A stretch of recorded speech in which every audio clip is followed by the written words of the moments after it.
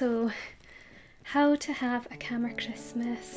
This time of year can get pretty hectic for a lot of us. So I'm going to cover a few things that you can do just to calm your nervous system and make things a wee bit easier for you this year. I'm going to cover the topics of gifts, food, decor, and then finish up just by chatting a wee bit about mental health and ways that you can ease anxiety and help yourself feel calmer overall. My name is Kat. If we haven't met before, I make calming content mostly about slow living, a wee bit about Scotland sometimes. If that's of interest to you, then do be sure to subscribe and hit the notification bell so that you don't miss future content. But without further ado, I'm going to jump right into the video. Before you do anything else, the first thing to do to have a calmer Christmas, before you start planning, before you start Christmas shopping, just sit quietly with yourself for a wee bit, get a notebook and write out all your core values surrounding Christmas time. Try to think about what really matters to you at Christmas time and really hammer down what the most important things are.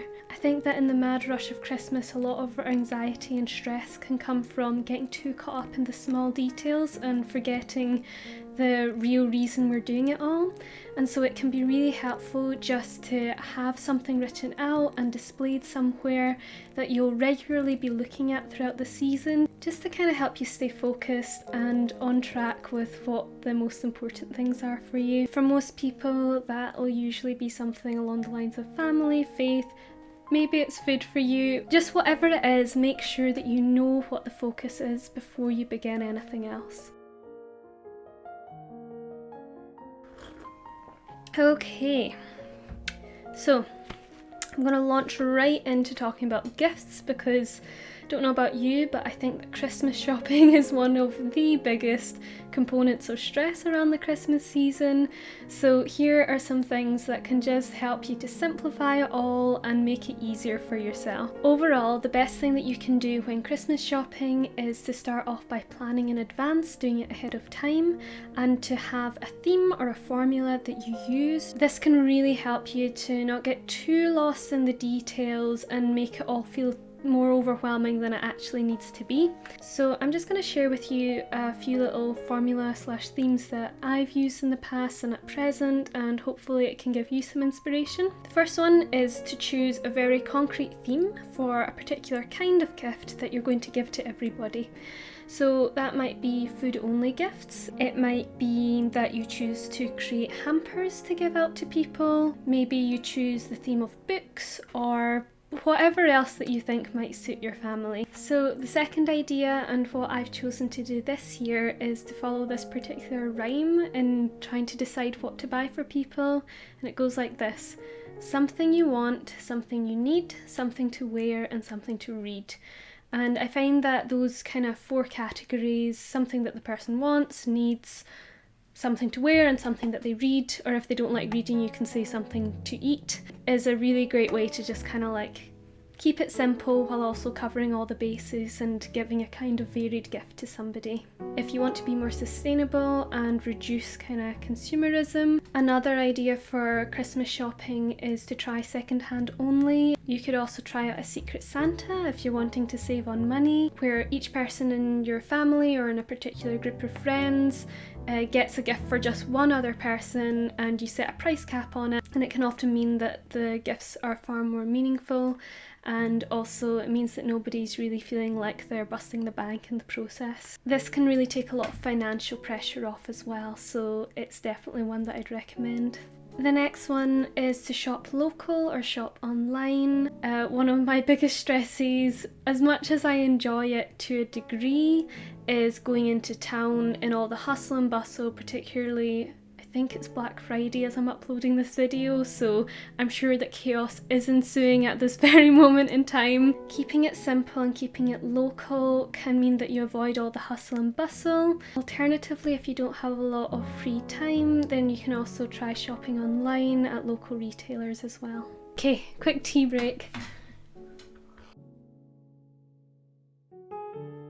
Right, So the next thing is food. I know food is a big stress for people as well, particularly if you're the one who's cooking the Christmas dinner. So here are some tips to make it less stressful and to help you feel a wee bit calmer throughout the process. The first thing is to not be afraid to let go of traditions that don't serve you anymore in terms of Christmas dinner. This can also relate to other parts of Christmas, but it's one that in my family at least we've seen it a lot to do with food. It may have been, for example, that when you started cooking Christmas dinner for all the family, it was just you and your partner and maybe your parents, whereas now there's a whole load of kids to cater to now and it's just becoming really stressful. It's okay if you don't cook all of it from scratch. Ultimately, if the stress that a particular tradition or a Christmas activity that you normally do is starting to outweigh the actual benefit of doing it, then it might be time to just let it go. That kind of comes on to the second thing, which is to try just buying pre-made things, or you could also make it all in advance and freeze it. Nobody really knows the difference. Everyone's really there for the company more so than the food anyway. And finally, if you're normally the kind of person who tries to go it all on your own, try to get help and try to pull your family into it and make it a fun Christmas activity that everybody does together rather than one person kind of taking the whole burden of things. Okay, now we come on to decor, which as you can see, I absolutely love Christmas decorations. It's one of my favourite parts of Christmas, but sometimes less is more. Having 20 years worth of decorations, some of which has got old or out of date or broken, can really make the Christmas decorating process really stressful.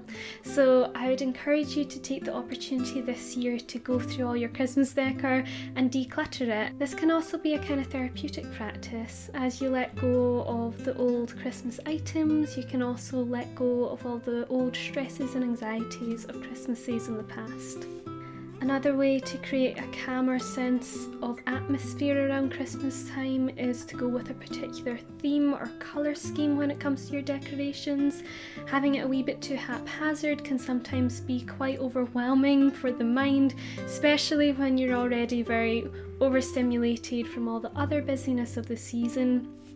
So just having it fairly, not necessarily minimal, but fairly cohesive in its kind of theme can really help to calm the mind and make your home a safe haven and a sanctuary.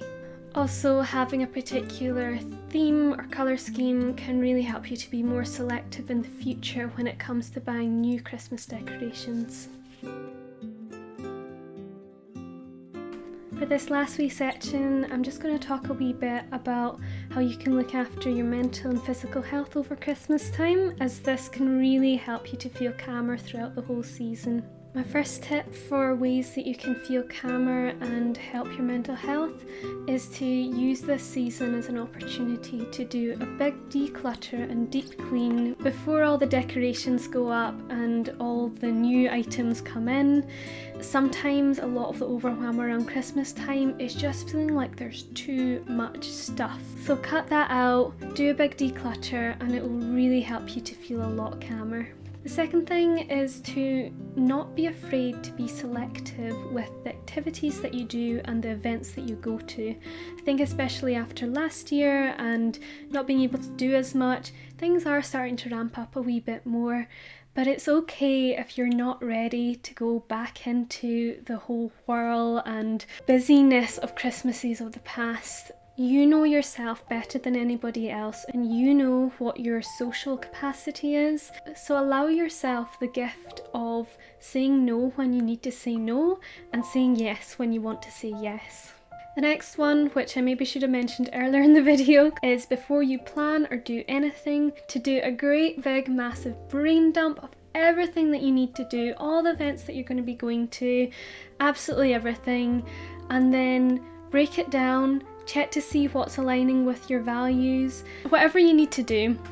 Schedule it in and give it as much value as events that other people are asking you to go to. Allow yourself all the time that you need so that you don't find yourself stressing out and doing things at the last minute. The final thing that I want to talk about to do with how you can feel calmer over the Christmas period is probably the most important thing, and that is to take some quiet time for yourself. Make it a routine to step away from all the buzz and learn to be gentle with yourself over this season.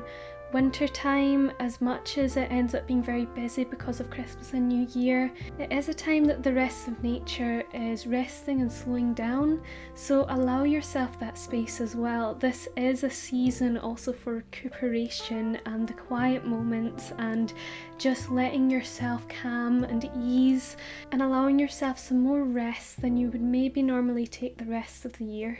Some more specific things that can help you feel calmer in this way are to spend some time on some self-care rituals.